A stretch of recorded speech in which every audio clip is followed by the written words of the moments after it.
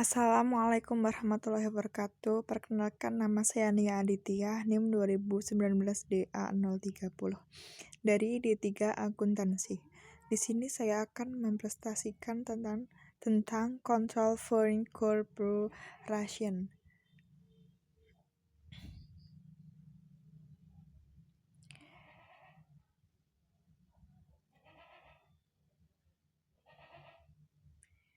Yang pertama, ada pengertian dari CFC.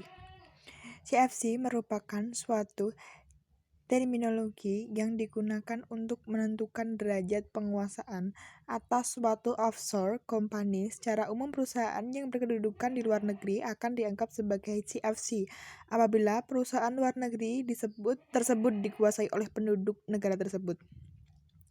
Pemerintahan Amerika Serikat menganggap suatu perusahaan luar negeri disebut CFC apabila lebih dari 50% saham perusahaan tersebut dimiliki oleh produk Amerika Serikat.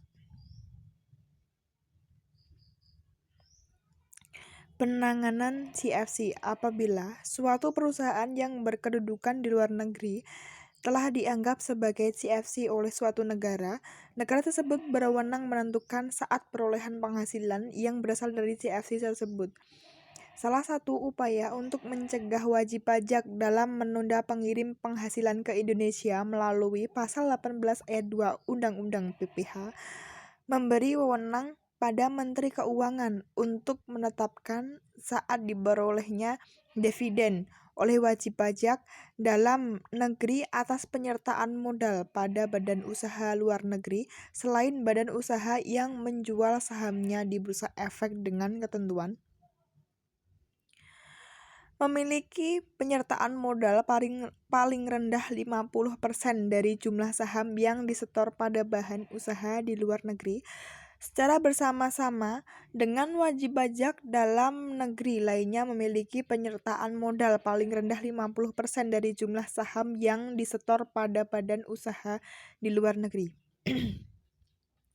Besarnya dividen yang wajib dihitung adalah besarnya jumlah dividen yang menjadi haknya terhadap laba setelah pajak yang sebanding dengan penyertaan pada badan usaha di luar negeri selain badan usaha yang menjual sahamnya di bursa efek.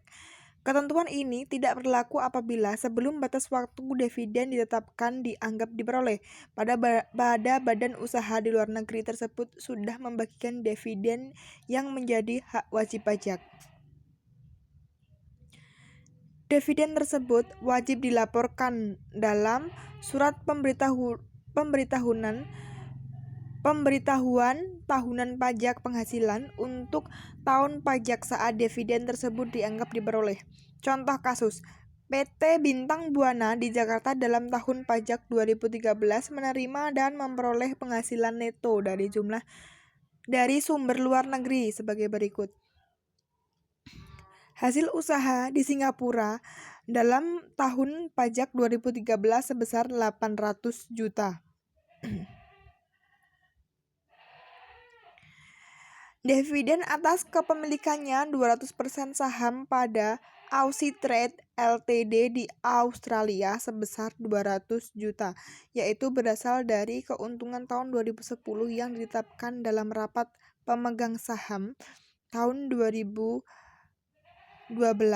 dan baru dibayar dalam tahun 2013. Laba bersih Bahama Finance Corp di Bahama pada tahun 2012 sebesar 100 juta. PT Bintang Buana memiliki penyertaan saham sebanyak 70% pada Bahama Finance di Bahama yang sahamnya tidak diperdagangkan di bursa efek. Di Bahama tidak ada kewajiban PPH untuk Bahama Finance. Bunga kuartal 4 tahun 2013 sebesar 90 juta dari Malay Trading SDN BHD di Kuala Lumpur yang baru akan diterima pada bulan Mei 2014.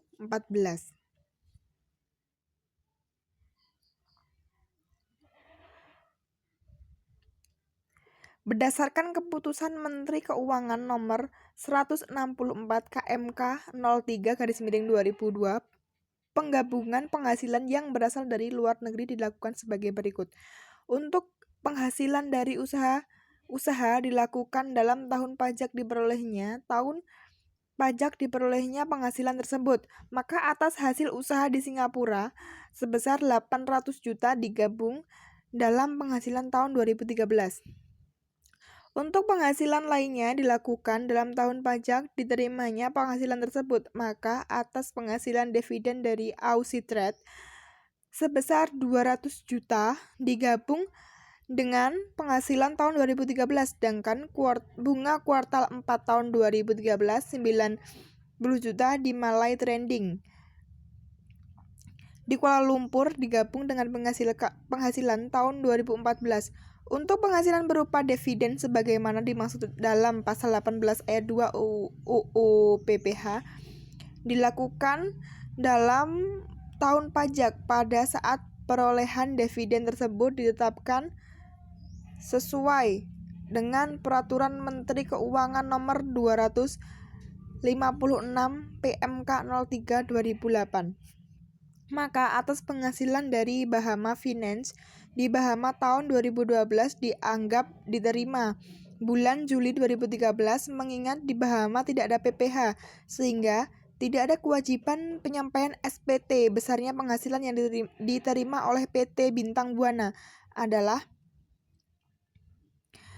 75 juta atau 100 juta kali 70% dari jumlah tersebut merupakan jumlah dividen yang menjadi hak PT Bintang Buana terhadap laba setelah pajak sebanding dengan penyertaan pada Bahama Finance Corp di Bahama. Jadi, penghasilan dari sumber luar negeri yang digabungkan dengan penghasilan dalam negeri dalam tahun pajak 2013 adalah penghasilan dari Singapura, Australia, dan Bahama, sedangkan dari penghasilan Kuala Lumpur digabungkan dengan penghasilan dalam negeri dalam tahun pajak 2014.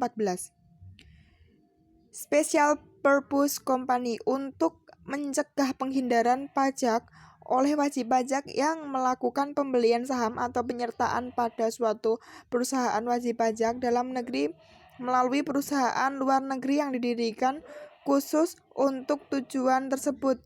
Maka berdasarkan pasal 18 ayat 3B Undang-Undang PPH, wajib pajak yang melakukan pembelian saham atau aktiva perusahaan melalui pihak lain atau badan yang dibentuk untuk maksud demikian. Special Purpose Company dapat ditetapkan sebagai pihak yang sebenarnya melakukan pembelian tersebut sepanjang wajib pajak yang bersangkutan mempunyai hubungan istimewa dengan pihak lain atau badan tersebut dan terdapat ketidakwajiban penetapan harga. Sekian presentasi dari saya. Bila ada kurang dan saya yakin banyak kurangnya, mohon maaf yang sebesar-besarnya. Billahi taufiq wal hidayah. Wassalamualaikum warahmatullahi wabarakatuh. Terima kasih.